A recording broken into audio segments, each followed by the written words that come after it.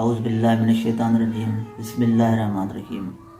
अस्सलातु वस्सलामु अलैका या सय्यदी या रसूलल्लाह, अस्सलातु वस्सलामु अलैका या सय्यदी या हबीबल्लाह व अला आलिका वस्सहाबिका या शफीउल मुज़नबीन।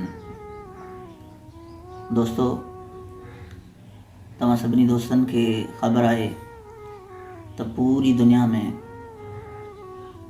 वबा जेका आहे सो तेज़ीअ सां कंट्रोल पई करे ऐं असांजे मुल्क में बि काफ़ी मरीज़ इन वबा जे वल चढ़ी चुका आहिनि। लेकिन असांजी सिंध हुकूमत तमामु बहितरीनु उपाउ वठे पई।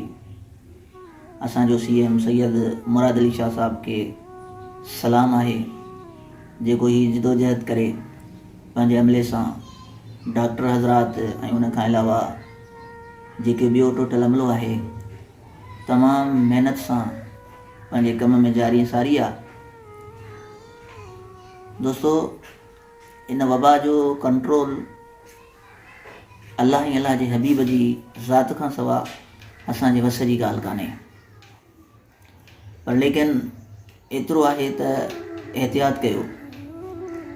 एहतियात जीअं उलमा इकराम फरमाइनि था पिया, डॉक्टर हज़रात फरमाइनि था पिया ऐं CM साहब फरमाए थो पियो त इन जो एहतियात जेको आहे उहो वाहिद इलाज आहे। ऐं कोशिशि कयो, ख़ुदा इन खे टोक ठठोल न कयो, इन खे मज़ाक न सम्झो। हीअ अल्लाह तबारक व ताला जे तरफ़ा खां ॾमर आहे। इन में बहितर आहे त इस्तग़फ़ार कयो, हुज़ूर करीम सल्लल्लाहु अलैहि वसल्लम जे मथां कसरत सां दुरूद पढ़ो। अॼु जी राति जेका 27 रजब जी राति आहे, इन में घणे खां घणी अल्लाह ताला जी इबादत कयो। पंहिंजे घरनि में वेही क़ुरान पाक जी तिलावत कयो, नफ़िल पढ़ो, इस्तग़फ़ार कयो ऐं रब खां रोई रोई पंहिंजे हबीब करीम सल्लल्लाहु अलैहि वसल्लम जो वास्तो ॾेई दुआऊं घुरो। ऐं हीअ जेके दोस्त असांजा पुलिस वारा ॾिसो था पिया केॾी जिदोजहद पिया कनि, ऐं सलाम आहे उन्हनि खे। उन में तव्हां सम्झंदा हूंदो लाज़मी आहे त फ़क़ीर साईं पुलिस जी तारीफ़ थो करे, आराम था खाइनि या ही था कनि। 205 आङुरियूं बराबरि न आहिनि। तव्हां ॾिसो था त डॉक्टर आहिनि या जेको अमलो आहे उन्हनि खे माउस पातल आहिनि ऐं उन्हनि खे वॾी कोशिशुनि सां थेलियूं चढ़ियल आहिनि, पर हिननि दोस्तनि खे माउस बि कोन्हनि। ऐं हीअ ॾिसो केॾो जिदोजहद पिया कनि। तव्हां असांजा भाइर आहिनि, 5 आङुरियूं बराबरि न आहिनि, उन्हनि जो चवणु कयो, उन्हनि जो एतिराम कयो। ऐं ॾिसो ॾींहं राति ड्यूटियूं पिया कनि। आउं उन पुलिस वारनि खे सलाम कयां थो ऐं उन्हनि जे सिहत जे लाइ बि दुआ घुरां थो त अल्लाह ताला उन्हनि जी हिफ़ाज़त करे। पंहिंजे ॿारनि खे ऐं पंहिंजो पाण घरनि में रहो बहितर आहे ऐं तौबा इस्तग़फ़ार कयो।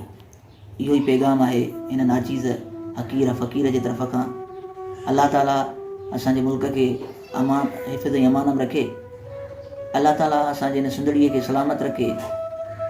अल्लाह ताला असांजे तमामु आशिक़ान मुस्तफ़ा, आशिक़ान औलिया, आशिक़ान असहाबा खे सलामत रखे।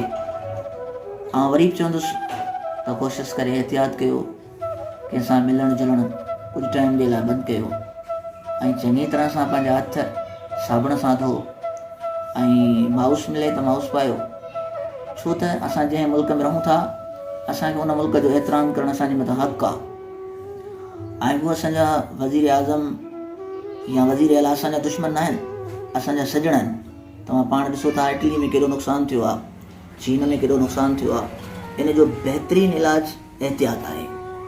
इहो ई पैगाम मदरसा शहीद सैयद शफ़ीक़ अमन शाह बादशाह रहमतुल्लाह अलैह कोटड़ी ज़िला जामशोरो सिंध पाकिस्तान जे तरफ़ आहे। अस्सलामु अलैकुम वरहमतुल्लाहि वबरकातुहू।